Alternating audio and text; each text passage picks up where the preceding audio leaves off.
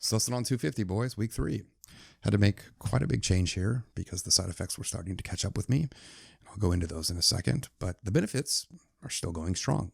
Still feeling the same benefits from week 1 and 2 and even a few additional ones. But if you haven't first watched weeks 1 and 2, go check those out first before you come back to this one.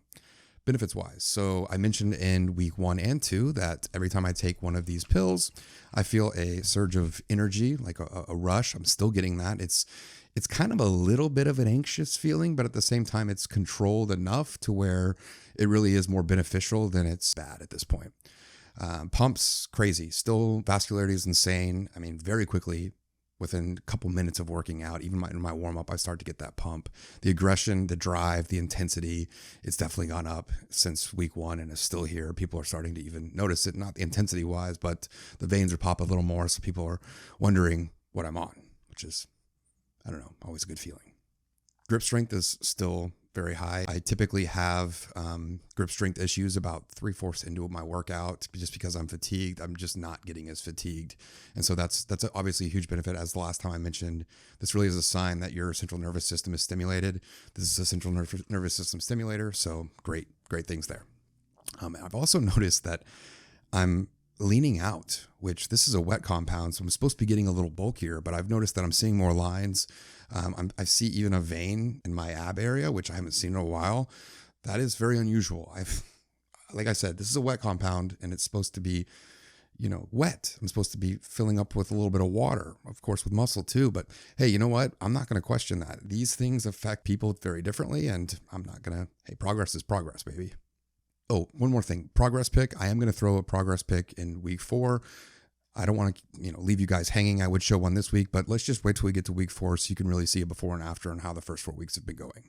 And I wanted to say that if you've had experience with androgens and you're going down the prohormone route, whether it's Sustanon 250 or any prohormone, please note that you've got to temper your expectations, because your androgen receptors, if you've been down this road before, they're going to be more desensitized than virgin receptors who have never touched this stuff.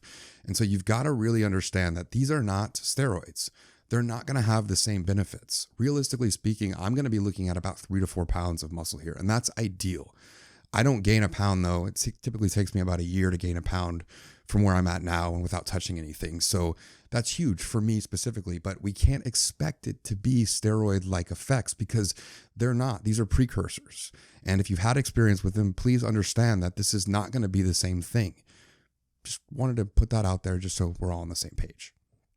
Side effects wise, so the big change I made. So the reason I had to make a change was because last week I had mentioned that after I took a pill, I started to notice that I wasn't as hungry. In fact, it was like an hour after, but that sort of seeped in throughout the entire day. And so my hunger levels just never recovered. And I couldn't meet my 3,500 calorie goal. In fact, I got to the point where I couldn't even I don't know how else to say this other than I couldn't feel my stomach. I couldn't feel whether I was hungry or full. And the moment that we start to lose the feeling of our body and how we're feeling, something's off. We have to change something. And I'm going to get more into that in a minute because that is so important. I was feeling a little hypoglycemic because I wasn't able to get into my carbs. I wasn't able to get in all the food I needed, period.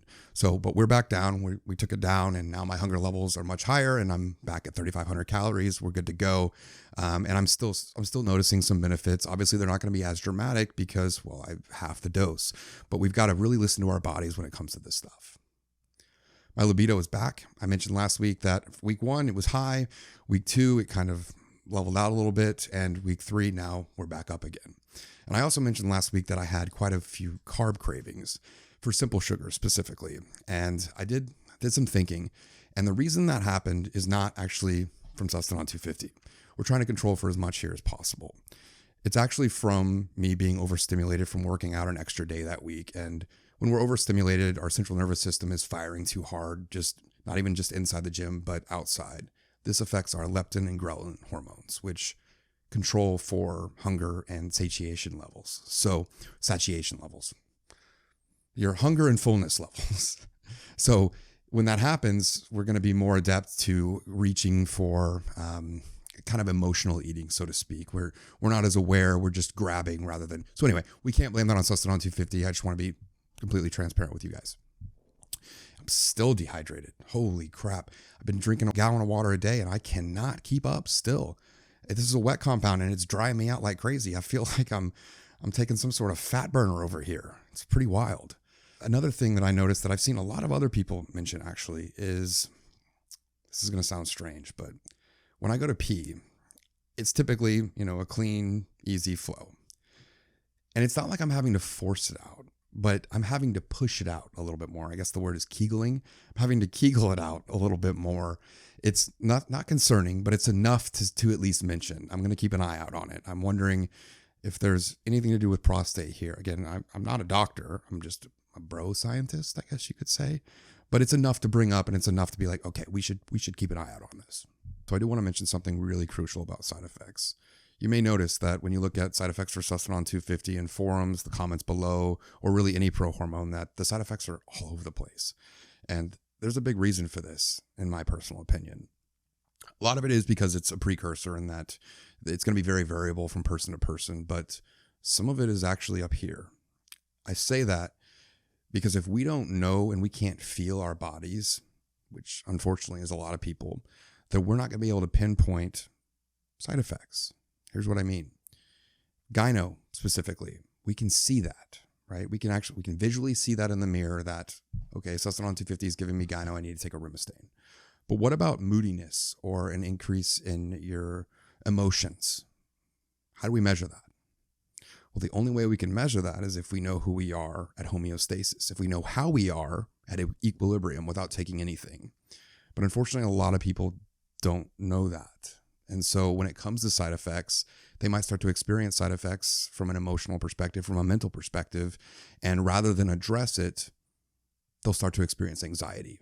And this anxiety will keep them from being able to see the side effects because they're so caught up in their head and their own anxiety. And this is the same reason why people who are on gear or even Prohormones refuse to go and get blood work done, because their anxiety creates fear that they might be unhealthy. And if they see unhealthy blood markers, it creates more anxiety, thus fulfilling the self-fulfilling prophecy. And it prevents you from actually being able to feel. And so when we can't feel the side effects for one pill and we think more is better because we're here to gain muscle, we add in another and another and another. And all of a sudden, we're now one big emotional mess, and our life will be affected. Our work will be affected. Our relationships will be affected. We got to take this seriously, guys. We do. We really do. This is not a game. And if this information is serving you and helping you to make an informed buying decision, and you want to continue to make more informed buying decisions, we'll go ahead and hit that subscribe button. I really appreciate you being here, and I appreciate your help. Next week, we're going to continue with our Prohormone Breakdown schedule with Trinabol, which is number 7 of our 40 Prohormones, as well as week 4 of Sustanon 250 with before and afters, baby. Until then, stay safe and stay swole, my brothers.